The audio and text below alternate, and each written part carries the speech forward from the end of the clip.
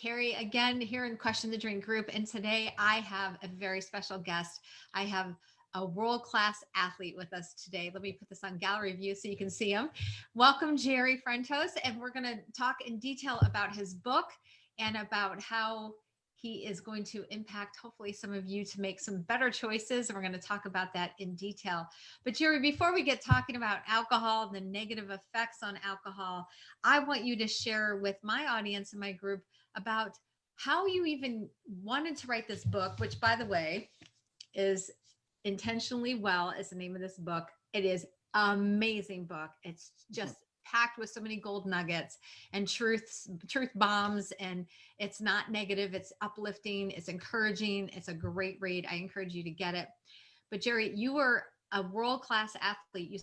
You set 12 records. Was that all in swimming? So I've set 20 world records. Oh, 20. What did I say? 12? For masters, and I've set them over the span of 4 decades. Oh my gosh, that is incredible. I set my first one in 1994, and I recently set 19 and 20, February of this year. Oh, good. I actually just finished writing my book this year, and then got it published and got it out. So I know this is a difficult year for a lot of people, but this is still going to go down as one of my best years ever. Yeah. You know what? It's funny you say that because, let's be real. It's been a really tough year for a lot of people. I mean, obviously, duh. But there has been a lot of growth in so many areas. And I think when we get hung up, and this is what I coach on, when we get hung up on all the negatives, we just reap more of that. So we need to, really search for the blessings, search for the positive, because life will give us more of that. And with you, just like you, this has been one of the best years for me as well, just because of the growth, because of personal growth, business growth, and just pushing through in these hard times. So I love that you shared that with us. That's awesome. Yeah, I just look at it as just something I had plans. I was supposed to travel the world and my goal was to set 10 world records for just this year.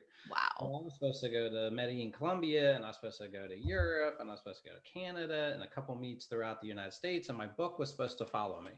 So it was a little bit of a downer, but I quickly adapt, and I found a solution. And I opened up my front yard to the people that I coach, and we go swim. We swim outside, and we're still swimming. We swam last night. It was black, dark, and it was cold. The water was cold. The air was cold. I just adapted. I adapted very quickly. And I was like, I'm not going to let this get the best of me. So Yeah, I love that. Well, that's just it. We have to stay protective of our energy. And I talk a lot about that as well as, getting rid of the outside noise that keeps us down, that keeps us feeling stuck. We already have enough of that. So if we can learn how to protect our energy and really focus on what's most important, and that is continuing to exercise, take good care of ourselves. And that's really a lot of what you're talking about in your book, Intentionally Well, is how do we live optimally? And in this group, Jerry, I know you're not a part of it personally, but I was giving you a little backstory that Question the Drink really is about a cleaner, healthier lifestyle. That yes, we are questioning the drink. We are trying to question how alcohol plays a part in our life, or it does not play a part in our life. And there's a lot of people in the group that are still drinking on a regular basis. Some are drinking socially. Some have been what they refer to as sober for years. Others refer to being alcohol free.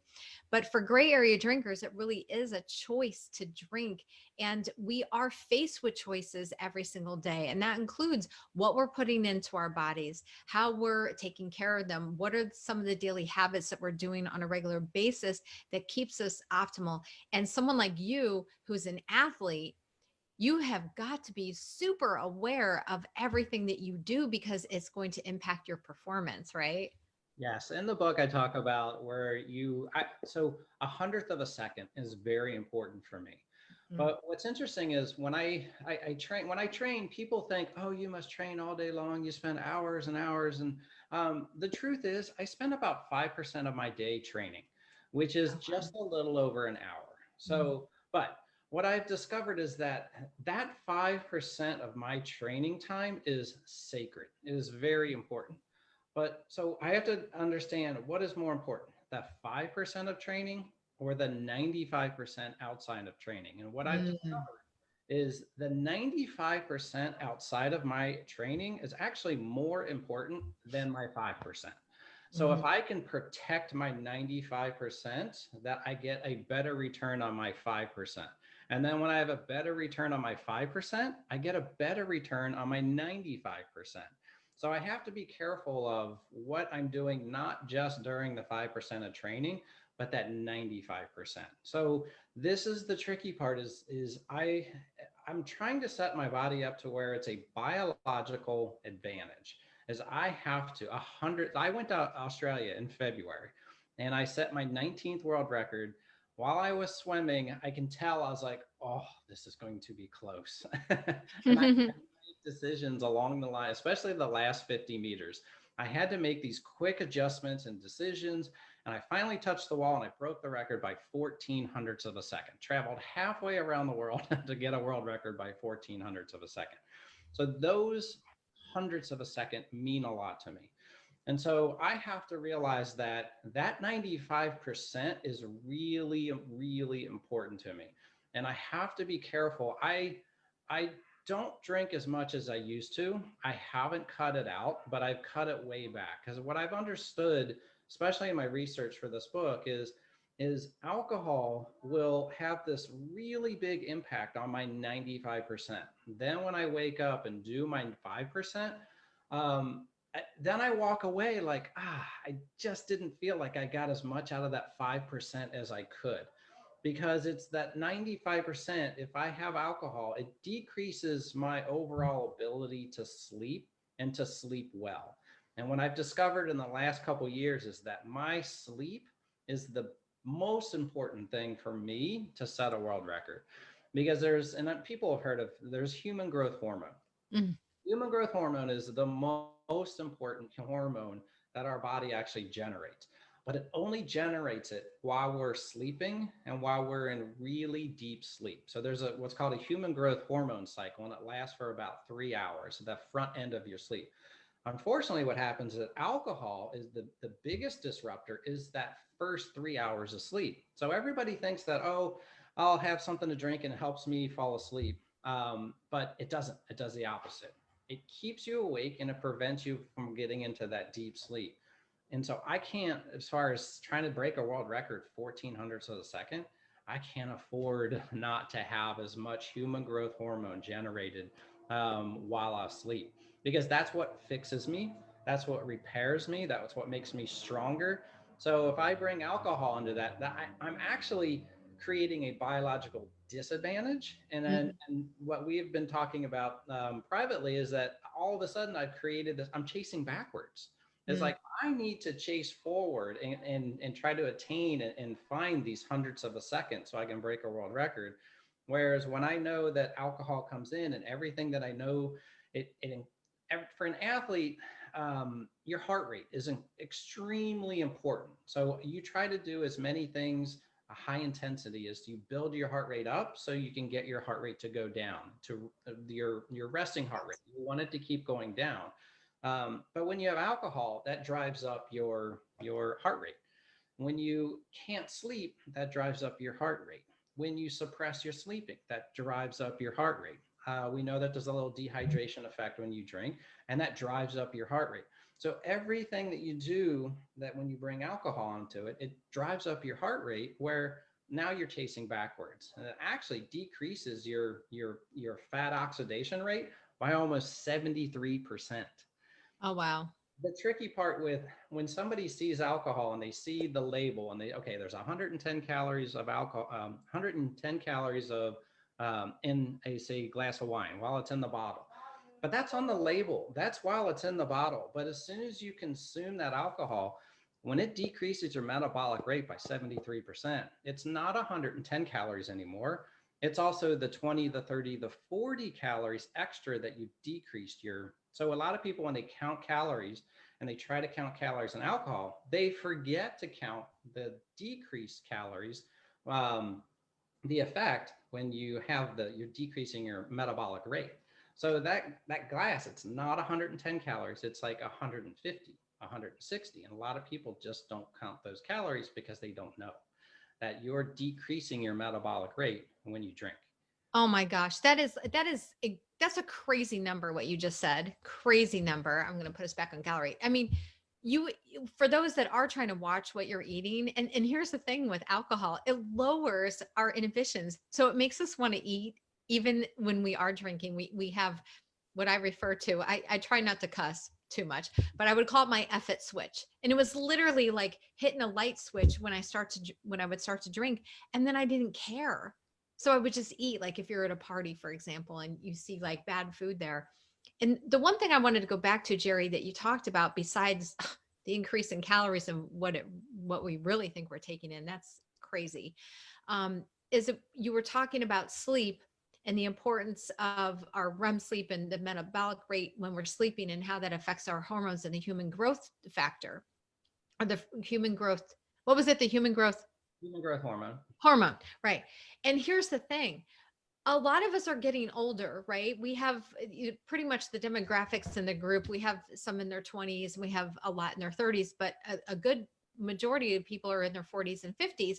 And as we know, once we kind of get over the age of 35 into 40, we start to decrease on our hormones. This I know for a fact. I used to work in a doctor's office, but it's amazing how much hormones we start to decrease, and we're not making as much as we get older. So now we're combating that with adding the alcohol in there. Oh my gosh, no wonder we're constantly chasing backwards, like you say. Yeah. And There's also a part to that with a lot of people forget is that, so everybody knows what melatonin does. Melatonin allows you to fall asleep easily, but alcohol can decrease your melatonin by about 20 to 30%. So melatonin is, well, everybody thinks it's just for sleep, but melatonin is the one hormone that controls all other hormones. So if you're decreasing your melatonin, you're actually decreasing the effectiveness of all your hormones. So you have to be careful with alcohol. It's just like you decrease melatonin and then you decrease the effectiveness of all your other hormones. Like an example, I had somebody who read the book and she called me and she's like, okay, I feel that I've had this problem with menopause for 15 years. Well, menopause isn't supposed to last 15 years. But she thinks it's this, that she has these hormones that are out of control. And I said, okay, let's take a look at your stress, what's going on. And so we figured out that she wasn't producing her own melatonin. And once she made a few adjustments in the book, her melatonin levels went up naturally. And then all of a sudden, all the other hormones started to fall back into place and do what they should do. So when you choose to drink alcohol before you go to bed, you're decreasing your melatonin, and you're decreasing the effectiveness of every single hormone in your body. So you're choosing to do that. oh I my can't gosh. afford, when I try to break a world record and I only make it by 1400ths of a second, I need everything to work as efficiently as possible. So I can't afford to have alcohol decrease my melatonin and then decrease my human growth hormone. Those are the two hormones I need the most to break a world record. And those only happen when you sleep and when you sleep well and set your day up to sleep well. Wow. Well, that is a really good point. And even for me, who's not a world-class athlete, I'm barely any sort of an athlete. But if I don't sleep well, like last night, I did not sleep well. I'm really off today. I didn't fall asleep till after 12:30. I got up at 5:10. I think it was 10 after 5. So I mean, what is that? 5 hours? It's not enough. It's not enough to repair to everything my body needs, and I'm aware of that. So, anyways, that's another, not going down that rabbit hole. But I do want to talk a little bit about the overall appeal of your book. Is again, it's intentionally well. It really is about living with intention. This is what caught me, and this is, you reached out to me in regards to your book, and we had a great conversation. That's how we ended up connecting, and now we're friends and we're collaborating on other stuff. But this is really the crux of what I'm trying to do too, is really live with intention. And that means with mindset, having that in a right place besides our body. And I know with your book, we're really focusing on a lot of that.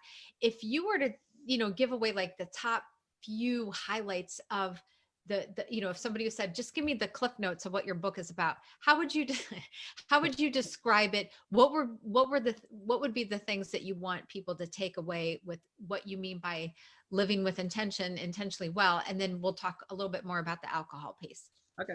Well, it's funny is I have people who've read the book and they always say like, wow, I really thought I knew exercise and I thought I knew about sleep and I thought I knew about nutrition.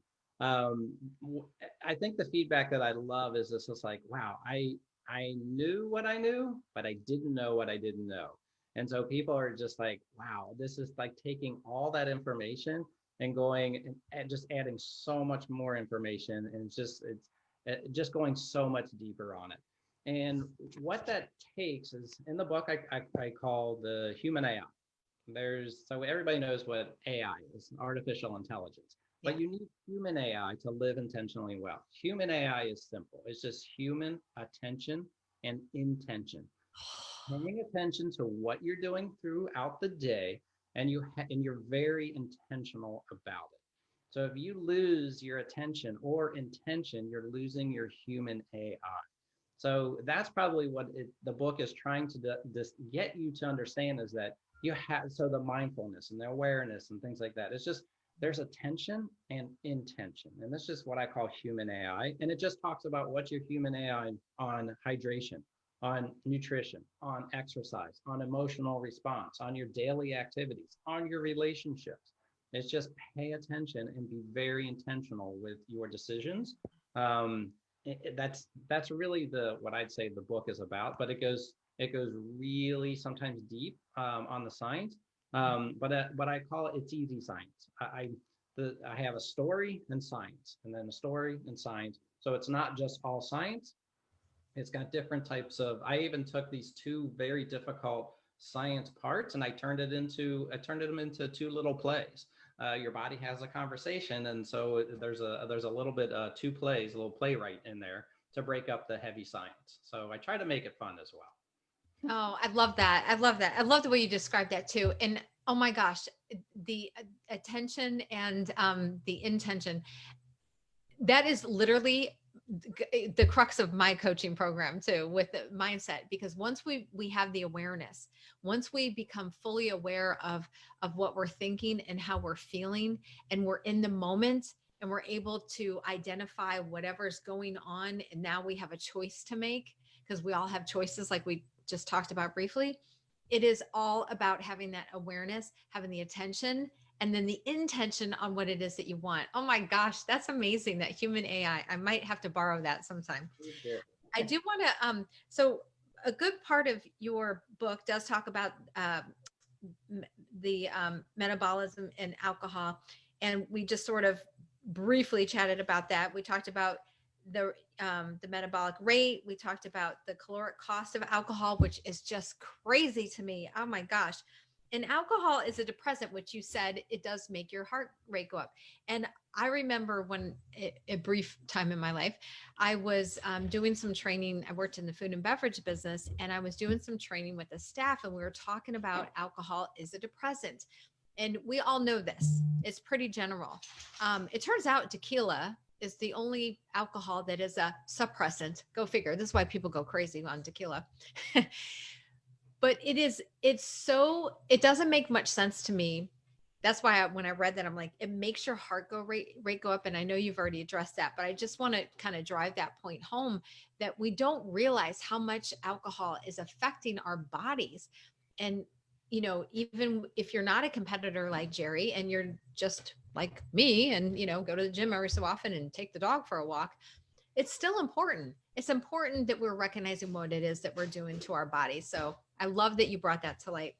And then we also talked about physical performance. And so really, I just love the way you intertwined all this goodness in the book. And it's not like you shouldn't drink alcohol. That's not your message. Your message, and that's not my message either. My message truly is about just question what you're doing. And this again goes back to having attention on it, having awareness, and having the intention on what it is that you want to do. Yes, I've actually had a couple readers reach out to me and said, "Thank you for your book and not talking down to me." And Yeah. that was very important. And it's not filled with negativity. It's actually filled with as much positive information as possible. And in fact, I took the alcohol. At first, I was thinking, do I put the alcohol all in its own like section? I didn't want to do that because I really didn't want to beat up alcohol that much and turn somebody off completely. Because I know it's still a personal choice.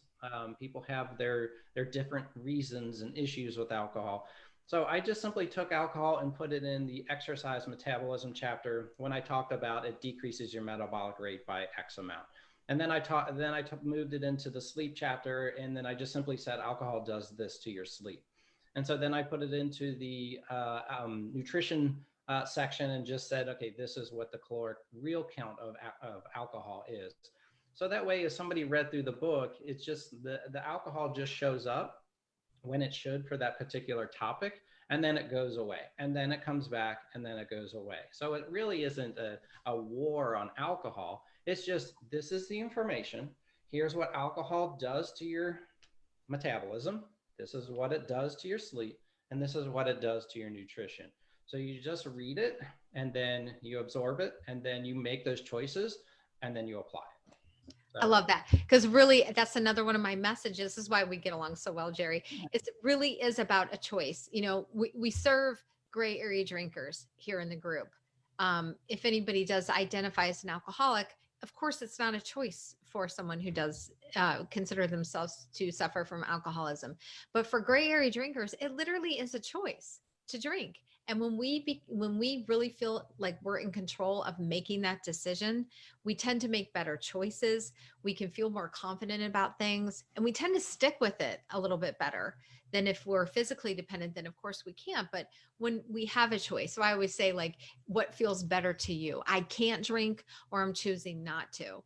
And just like you, I'm not on a crusade against alcohol. Alcohol is always going to be a part of our society, and it's going to be pretty much, accepted because it's legal, unless that changes. And I doubt that's going to happen.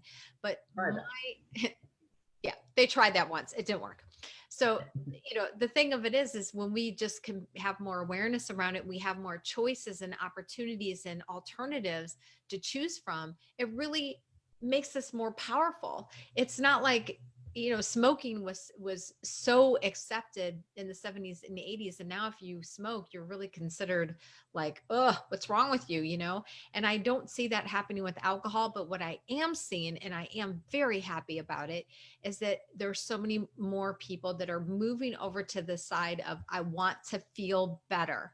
I'm tired of feeling like crap when I wake up in the morning, and I have to have that competitive edge to get through my day, to compete with people that are younger than me or smarter than me or whatever.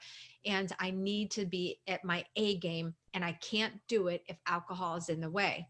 And I will say, even with some of my clients I have, that what they say to me is that, the way that they're showing up for not only themselves, but their family, they're not able to be in a posture of leading in their family. They can't be the best they can be at work. So it is a detraction to what it is that they're trying to do in life. So this is really, it's a conversation. And I think that the overall theme of your book is really about having a conversation with the most important person, and that's you. yes. Right. So again, this isn't about like, you shouldn't do this. It's about, just get educated. And you know what? If you decide that you want to eat the bag of potato chips and drink a whole bottle of wine, okay. Then just know that, you're not going to be able to set world records like Jerry and win it by a 14th of a second. Right. Well, So it's really about that. yeah. So my three takeaways on it is you're trying to create a biological advantage, and Mm-hmm. you're trying to chase forward. And the best way to do that is just make those choices and to understand and know the science behind what is going on with your own body. Because just as you said, and on the back of the book, I have a picture. That's me from 1987, and that's me in 2020. So why I put that on there is that's a representation of my future you.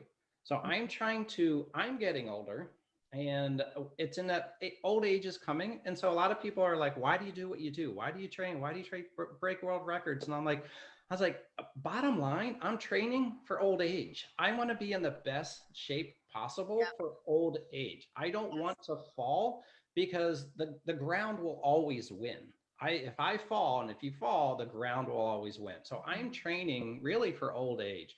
And so I make my decisions based on, is my future you going to like the decisions I'm making today? And so that's why I put that picture on there. Is from 1987 to 2020. I If think y'all can I've see it. made enough decisions Yeah. to live very healthy now at 54, and then I'm still hopefully going to be very healthy at 74. Yeah. So I'm training for old age, and my future you really likes what I do today. Yes, amen to that. Well, I want to end with two things. One, the first time we got on Zoom together, I was like, what is that artwork behind you, because it's amazing. So I just want to give a shout out to your daughter, because your daughter did this at what age? You're 12. At 12 years of age, you guys. Isn't that amazing? I think we need to get encouragement for his daughter to continue her artwork, because that's just awesome. Jerry, where can people find you? Where can they find the book? And, if they want to connect with you or have you come and speak or do some training, like what is the best place to find you, and where can we get your book? The best place to find me is liveintentionallywell.com. Liveintentionallywell.com. Okay, great. Intentionallywell.com, or Jerry Frentsos. And I'm the only Jerry Frentsos on the entire planet. I'm the only Carrie Schwer. I'm the only Jerry Frentsos that's ever lived in the history of man. So Jerry Love Frentsos, it. that's it. Yeah. I swear, if you Google me, I'm the only Carrie Schwer too. It's so crazy, but it's kind of a good thing and sometimes not such a good thing. Right? I can't hide. Yeah. Anyways, Jerry, thank you for being a part of the group and the conversation, and for doing the work that you're doing in the world, and just making us more educated and more aware with intention, so we can live a ripe old age and be strong and just be the best we can be. Thank you for coming on. Thank you, Kara. I appreciate it.